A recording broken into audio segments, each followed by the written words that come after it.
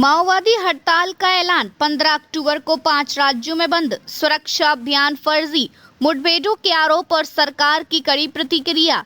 1 अक्टूबर 2025 CPI माओवादी ने 15 अक्टूबर 2025 को झारखंड, बिहार, पश्चिम बंगाल, असम और छत्तीसगढ़ में सुरक्षा बलों द्वारा कथित दमन और फर्जी मुठभेड़ों के विरोध में बंद का आह्वान किया। साथ ही संगठन ने 8 से 14 अक्टूबर तक इन राज्यों में प्रतिरोध सप्ताह मनाने का ऐलान किया है।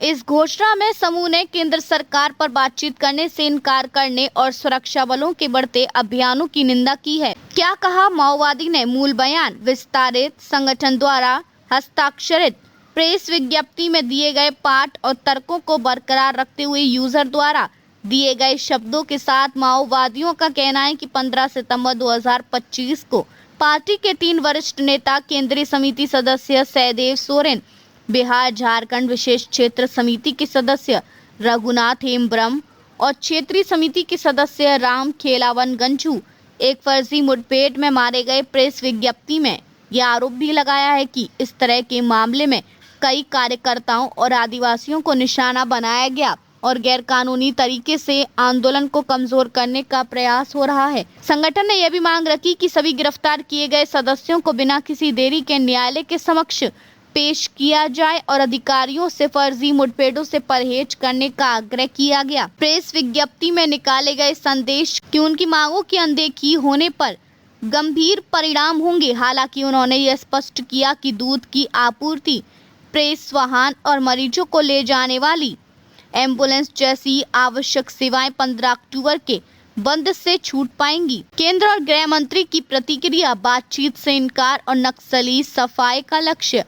केंद्रीय गृह मंत्री अमित शाह ने माओवादी संघर्ष विराम, सशस्त्र समर्पण के प्रस्ताव को ठुकरा दिया और सरकार ने हिंसक नक्सलियों को समाप्त करने की अपनी समय सीमा 31 मार्च 2026 तक की प्रतिबद्धता दोहराई।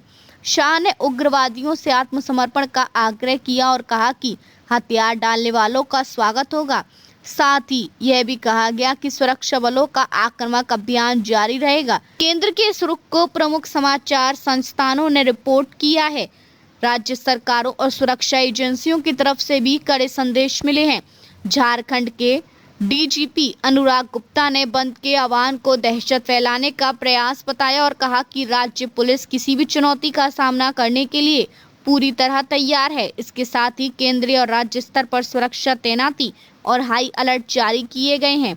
सुरक्षा अभियानों की पृष्ठभूमि, ऑपरेशन कगार, ब्लैक फॉरेस्ट और हालिया सफलताएं। सरकार ने पिछले कुछ महीनों में माओवादी व महत्वपूर्ण ठिकानों के खिलाफ बड़े पैमाने पर सुरक्षा अभियान चलाए हैं, जिनमें ऑपरेशन कगार, जिसे कुछ रिपोर्टों में ऑपरेशन ब्लैक फॉरेस्ट भी कहा गया, प्रमुख रहा। केंद्र ने इस ऑपरेशन को माओवादी नेतृत्व और ठिकानों पर बड़ा झटका बताते हुए बड़ी कार्रवाइयों और महत्वपूर्ण गिरफ्तारी, हत्याओं का दावा किया है। सरकारी प्रेस सूचना के जरिए भी बड़े ऑपरेशन और सफलताएं सार्वजनिक की गई हैं।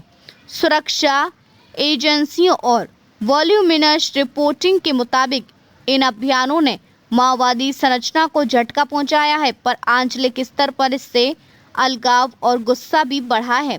अंतर्राष्ट्रीय और स्वतंत्र मीडिया ने भी लिखा है कि अप्रैल-मई 2025 के बाद से केंद्र की सशस्त्र कार्रवाइयों ने माओवादी संगठन पर दबाव बढ़ाया है, लेकिन इनमें नागरिकों और आदिवासी आबादी पर पड़े प्रभाव, कथित मानवाधिकार चिंताएं और स्थानीय अस्थिरता के दावे भी उठते रहे हैं। खुफिया डोजियर और संगठन की हालत, नेतृत्व का पतन, सरकारी दावा, सरकारी खुफिया रिपोर्टों जिन्हें मीडिया ने उद्धृत किया है, उनमें यह दावा किया गया कि गिरफ्तारी, आत्मसमर्पण और मुठभेड़ों की एक श्रृंखला के कारण माओवादी आंदोलन के शीर्ष नेतृत्व में भारी कमी आई है। ऐसी रिपोर्टों में कहा गया कि अब संगठन के शीर्ष निकाय में केवल 13 लोग बचे हुए हैं। पॉलिट ब्यूरो के 4 और केंद्रीय समिति के 9 सदस्य। इन रिपोर्टों के साथ यह लक्ष्य भी जोड़ा गया है कि 31 मार्च 2026 तक सशस्त्र नक्सलियों को समाप्त करने का लक्ष्य पूरा कर लिया जाएगा और कुछ स्रोतों में